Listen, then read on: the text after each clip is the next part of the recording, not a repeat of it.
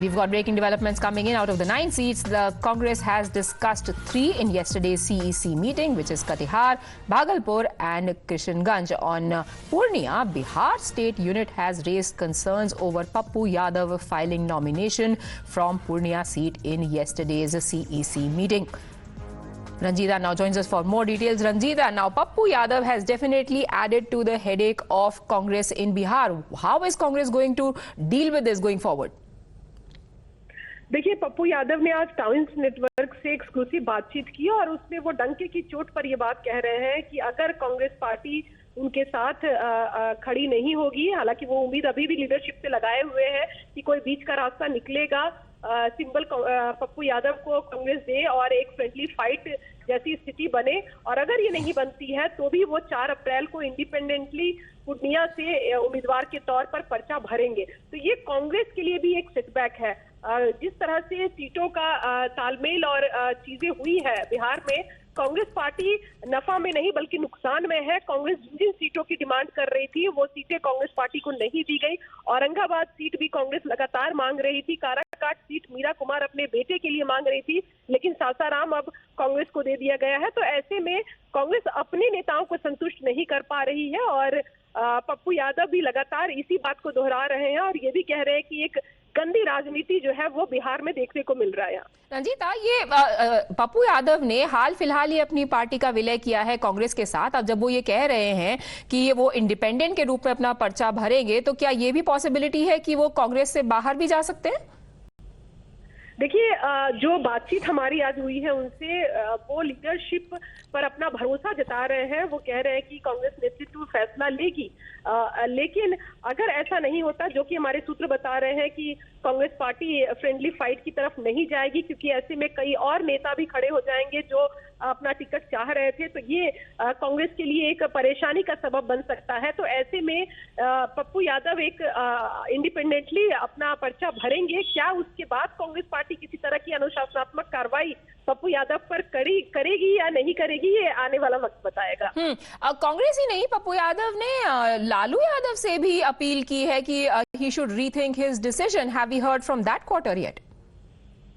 बिल्कुल, जो हमारे सूत्र है वो ये बता रहे हैं कि जब पप्पू यादव ने कांग्रेस पार्टी में अपनी पार्टी का विलय किया था, उससे एक रात पहले उन्होंने लालू प्रसाद यादव और तेजस्वी यादव से मुलाकात की थी, जिसकी तस्वीरें सार्वजनिक हुई थी। उस समय उन्हें ऑफर दिया गया था आरजेडी की तरफ से कि आप आरजेडी में अपनी पार्टी का विलय करिए और मधेपुरा सीट से वो चुनाव लड़े, लेकिन उन्होंने मधेपुरा सीट रिजेक्ट कर दिया और वो लगातार इसी बात पर कायम है कि वो पूर्णिया से चुनाव लड़ेंगे।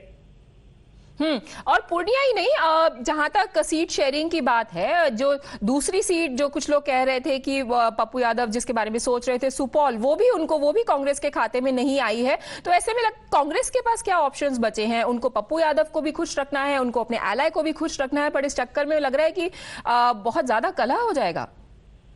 बिल्कुल, देखिए, हम कह सकते हैं कि पप्पू यादव कांग्रेस के इंटरनल पॉलिटिक्स का शिकार हुए हैं, कि जो सूत्रों के मुताबिक बात करें तो बिहार कांग्रेस के अध्यक्ष अखिलेश प्रसाद सिंह पप्पू यादव की कांग्रेस पार्टी में आने से वो असहज थे। उन्होंने पहले भी कहा था कि उन्हें ज्वाइन न कराया जाए।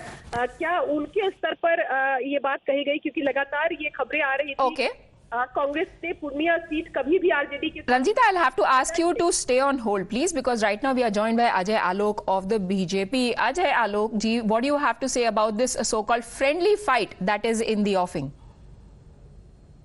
There is a very famous proverb in Bihar. It's called as "Narko mein thelam thel." There is a fighting in the hell also.